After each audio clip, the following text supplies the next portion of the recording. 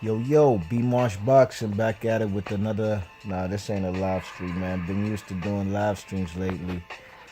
Yeah, man, but back with another, basically showing all unifications at 154 pounds in chronological order. And you already know this is in light of this big unification fight that we have going on tonight in Las Vegas between Jared Hurd, the IBF champion, at junior middleweight versus the American Dream, Arislandi, the American Dream Lara from Cuba, who holds the WBA and IBO junior middleweight straps, Now, this is something I like to do when there's a unification fight, shed a little light on, the historical divisions and showing what guys have done previously as far as, unifications and whatnot, but, I wish more people would be talking about this fight, The last couple videos I've done have definitely been on Jared Hurd and Arislandi Lara, two more fights away from, after this fight, whoever wins this fight, you're just two more belts away from undisputed, and I'm all about unifications and undisputed, So, that's why I'm actually shedding some light to this, There's more stuff going on in boxing rather than the usual, back and forth banter about Deontay Wilder and Anthony Joshua, which is all well and fine. I'm not mad at it that one bit, because that's one fight away from undisputed, People definitely need to put more emphasis on those two trying to make that fight happen. Well, one fight I can't deny that's gonna happen is this fight we got right here, Arislandi Lara versus Jared Hurd, So in light of that, man, I'm about to break down all these unifications at 154, And the inaugural champ of this division was a guy by the name of Danny Moyer, A man from Oregon, A guy with numerous losses, about 38 losses, I think 97 wins, He looks like a career journeyman. But he was the inaugural champion, and he was undisputed WBA and WBC champion, Then at some point, I think that was in the late 60s. In 1975, a guy, I think from Japan, Koichi Wajima, he was the undisputed champion, And that's when the title split up, He fought some guy, I can't remember his name, from South Korea. And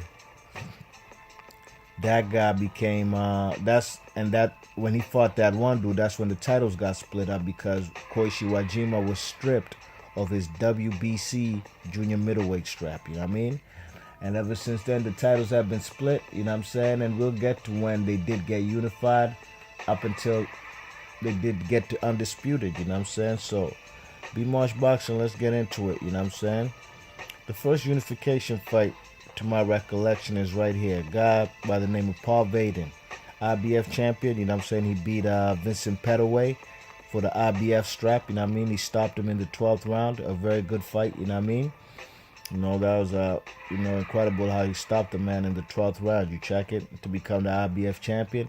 And here he's facing his nemesis, a guy that he's had, I've said it before in a previous Terry Norris video I did. These guys had animosity towards each other, The man, Paul Vaden, at some point in time was messing with this guy, Terry Norris' wife, So, these two guys were based out of the San Diego area. You check it, but Paul Vaden versus Terry Norris, These two guys had animosity. They got together in the ring. And Terry Norris came out the victor, He came out the world champion. He unified his WBC belt that he had from Simon Brown, He had lost it. He had originally got it from John Mugabe, Beat the shit out of John Mugabe, in one round, That was a thorough beating, man. Hurt John Mugabe bad. Defended his title numerous times, Lost to guys like, he beat Sugar Ray Leonard, with his WBC strap, Be punished, but he beat the shit out of Sugar Ray Leonard, Defended his title numerous times, Even fought guys like Buddy McGirt. Then he fought, not Buddy McGirt, what's the guy's name? Man from Philly, Medrick Taylor, and he beat him up too. That was at a catch weight, you know what I'm saying? I think at 150 pounds. And then he lost his title to Simon Brown, you know what I'm saying? Got knocked out by Simon Brown. Then he came back in the rematch and got his title back on points, you know what I mean? I believe that fight was in Mexico, if I'm not mistaken. He won on a decision. Then, you know, he had a couple dubious disqualifications versus the Dominican Luis Santana. Lost his title, but he eventually regained it back. And then he came back and unified, you know what I mean? So Terry Norris is a four-time world champion at the junior middleweight division, you know what I'm saying? In my opinion, the greatest junior middleweight ever, you know what I'm saying? 154 pounder, you know what I mean? And in this fight, he unifies with the man Paul Vaden, you know what I'm saying? So, you know, this was a good fight right here. You know, definitely vindication for two guys who, quite frankly, didn't like each other, you know what I mean? Alright. What do we have next? Next up, I believe that's me. B-Marsh Boxing, man. Alright. Next fight we have here is between... Who's this? Felix Trinidad bringing his what did he have? What did he have? Which belt did he have? I believe he had the WBA belt, right? I believe he had the WBA belt. He beat off of David Reed, you know what I'm saying? The young American gold medalist that Tito Trinidad ruined in a great fight, you know what I'm saying? The guy, they pushed David Reed, the guy out of Philly. They pushed him fast tracking him because he was a gold medal Olympian. But then he met the wrath of Tito Trinidad, you know what I'm saying? Tito Trinidad beat him up and snatched that WBA title off of him, 154 pounds. And here he's facing Fernando Vargas, you know what I'm saying? Fernando Vargas, I believe, was bringing his, what did he have? Was it the WBA? No, I'm sorry, maybe IBF. I think it was. I think it was the IBF, if I'm not mistaken. You know what I'm saying? If I'm not mistaken. Oh yeah, I remember that. He got hurt in the first round. Got put on the seat of his pants. Yes, sir. Yeah, man. So this was an unification right here. Hold on. WBA was I'm trying to recollect my memory. You know what I'm saying? I think this was a unification. Tito Trinidad, man. Why you gotta do this guy like that? This was a unification between WBA, and I want to say IBF, if I'm not mistaken. I think he beat Joey Flores for the belt. You know what I mean? Or maybe it was a WBC. Maybe it was a WBC. Maybe it was WBC.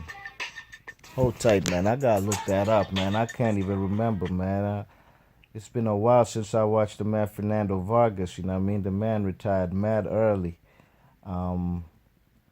Fernando Vargas, you know what I mean? This guy was a guy who was also fast-tracked. Another Olympian from, what was it? I think the 96 Olympics, you know what I mean? You know, this guy was a world champion at the age of 19. I remember that first fight he had when he beat, what's that Mexican's name, man? Damn, man. Yuri Boy Campus. Yeah, that's who he beat. That's right. Yeah. Matter of fact, I was right. It is the IBF title, you know what I mean? That's exactly what the man had, you know what I'm saying? Fernando Vargas, you know what I'm saying? He definitely had this IBF strap, you know what I mean? That he beat off of, what's his name? It was a vacant title. He beat off of Yuri Boy Campus, you know what I mean? Very good fight, you know. He made Yuri Boy Campus retire, quit in the stool of his corner, you know, in the corner, and you know, this is his title defense right here against the man Tito Trinidad, you know what I'm saying? And Tito Trinidad gave this man the business, you know what I mean? And Tito Trinidad unified his WBA and IBF world titles, you know what I'm saying? So that's the second unification we've had at 154. You check it. And let's get into the third one. The third one we have is between Oscar De La Hoya and Jesse Vargas. You know what I'm saying? Not Jesse Vargas, Fernando Vargas. You know what I mean? I believe Oscar De La Hoya was bringing his WBC joint. He had a WBC world title. Or was it, yeah, I think the WBC he had beat off of Fernando, what's his name? Ricardo Mayorga. Okay? And Fernando Vargas was bringing his WBA. This was when he had the WBA that he beat off of Joey Flores, you know what I mean? You know, another obscure opponent. You know, both titles that this guy, Fernando Vargas, won, you know, they were kind of gimmies, you know what I'm saying? Kind of like handed to him, basically, you know what I'm saying? This was a good fight, good rivalry. The press conferences of these fights right here with De La Hoya, Jesse, and Fernando Vargas were lit, you know what I'm saying? They called each other all kinds of names, and it was definitely a heated rivalry, you know what I mean? And the man, Oscar De La Hoya, wins this and unifies the world titles, WBC and WBA world titles, you know what I'm saying? And, you know, this was a good rivalry. And I believe, a matter of fact, in this fight, man, De La Hoya had a long little layoff, and he hadn't fought for over a year. And he came back and he beat Fernando Vargas, you know what I'm saying? Very entertaining fight. These were good days of all good old Mexican-American rivalries, you know what I mean? I wasn't quite a Fernando Vargas fan, but you best believe I was definitely rooting for him, you know what I mean? These are two guys who are former Olympians, 92 Olympian in De La Hoya in 1996 and Fernando Vargas, you know what I mean? So this was another unification, and De La Hoya came out on top of this one, you know what I'm saying? What's the next one we got? B-Marsh Boxing, man, just trying to break down a little historical accounts, historical archives, you know what I'm saying? Just, you know, just trying to shed some light on the unifications that have happened in this division. It ain't historically rich, you know what I'm saying? Started in the 60s, but nevertheless, man, there've been some good fights, good fighters who've campaigned in this division. Although it's like a transition division, you know what I'm saying? Fellas be going from basically a transition from welterweight into the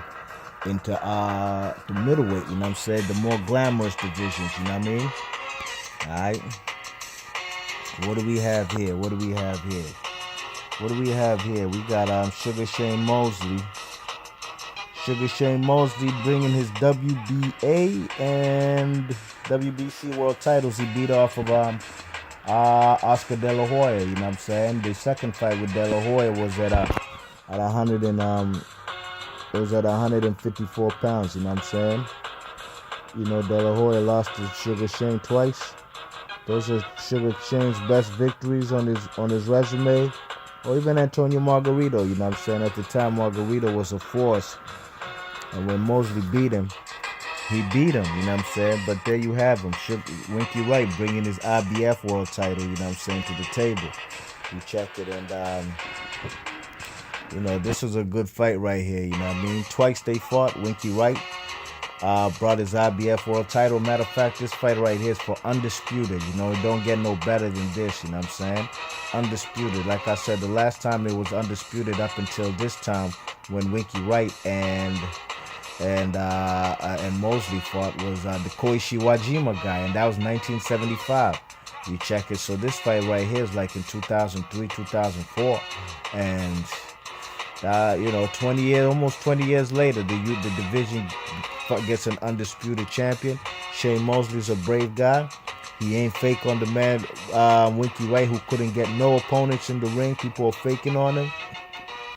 In his first title defense, he brought his 2 world titles he snatched off with De La Hoya, and he got it in with the man Winky Wright, you know what I'm saying? But Winky Wright ultimately beats the man, and he beat him twice, you know what I'm saying? And in the second fight, it wasn't for undisputed because the IBF mandatory for Winky Wright was the guy from Uganda, Kassim Ouma, you know what I'm saying? And that was his mandatory, and he was supposed to fight the man Kassim Ouma. You check it, but Winky Wright said, "Forget about it, man. I'm about to give this man Mosley a rematch. He gave me an opportunity to fight for undisputed. It's only right I give him an opportunity for a rematch. Not to mention, there's more money fighting Shane Mosley in an undisputed in a world title fight than it is fighting Kasimo Uma. You know what I'm saying? So, you know, again in the second fight, Shane Mosley gets washed by the man. Uh, what's his name? Winky Wright to become Ronald Winky Wright becomes undisputed. I'm sorry.